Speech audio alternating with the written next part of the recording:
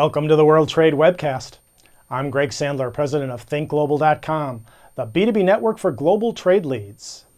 This week on the World Trade Webcast, we're talking with Charles Dittrich, Vice President of Regional Trade Initiatives for the National Foreign Trade Council, about the policy implications of the midterm elections on the nation's international trade agenda. Chuck, welcome to the World Trade Webcast. Greg, thank you. It's great to be here. It's good to talk with you. Likewise, we're really happy to have you with us today.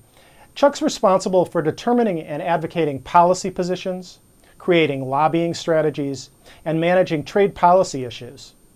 His work includes the management of business coalitions and support of bilateral free trade agreements, regional trade initiatives, trade adjustment assistance, and trade preference programs. He spent over 20 years at the nexus of business and government policy, working with domestic and foreign corporations and governments.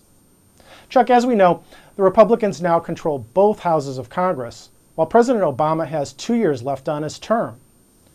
Let's start our conversation this week with your general assessment of the implications Republican control of both houses may have on the nation's trade policy agenda. Well, thank you. I don't know if it was how big of a surprise it was.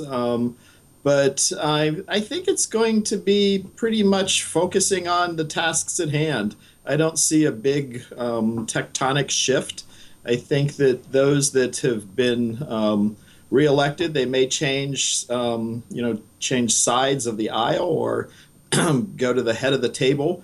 But especially in the committees that care about trade in both the House and Senate, we're going to have leaders that have been at this a long time, know their stuff, have great staff, and frankly, we're not ready for them yet. Most of the key issues related to the big negotiations aren't at Congress. They do have a job of passing some long-standing bills that have expired that U.S. companies need and care about, especially small business, such as the miscellaneous tariff bill or the GSP duty suspensions.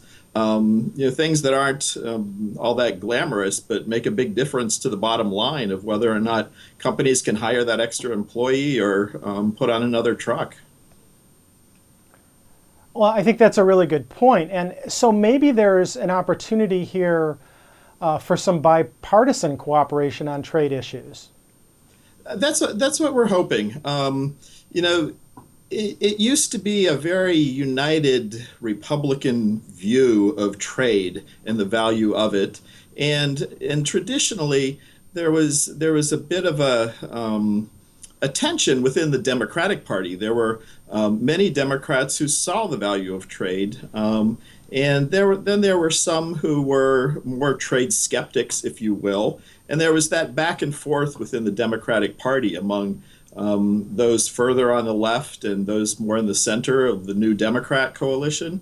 And now what we're seeing, unfortunately, is with the rise of the Tea Party and some of the conservatives and the changing of the Republican Party in Congress, it'll be interesting to see if they can govern with one voice or whether they're going to have that dynamic within their own party when it comes to leading.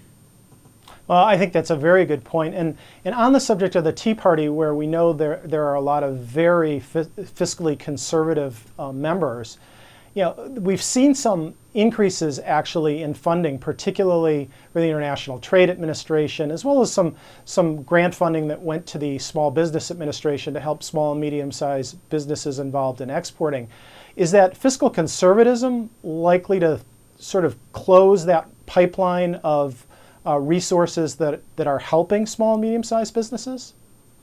Well, that's obviously the potential, and the answer to that question, I think, is how good of a job that the leadership does in educating the full spectrum of their membership, and how good of a job we do and companies back at the district level do in making sure their members realize that this isn't something theoretical, that this makes a big difference.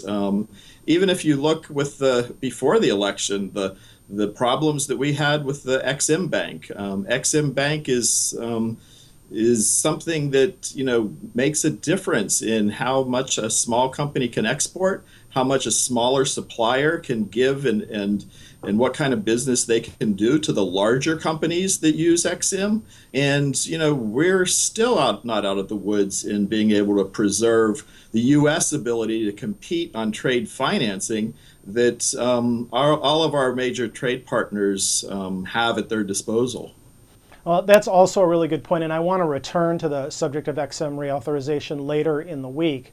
And also, tomorrow, I'd like to focus a little bit on the National Export Initiative, one of the premier agenda issues of the Obama administration's first term that's carried into the second term. But that's all our time for today. So please join us tomorrow as we continue our discussion with Chuck Dittrich on the implications of the midterm elections on the nation's trade policy agenda.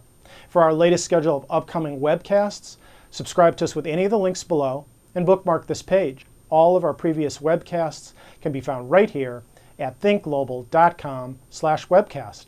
Thanks for watching, and please join us again tomorrow.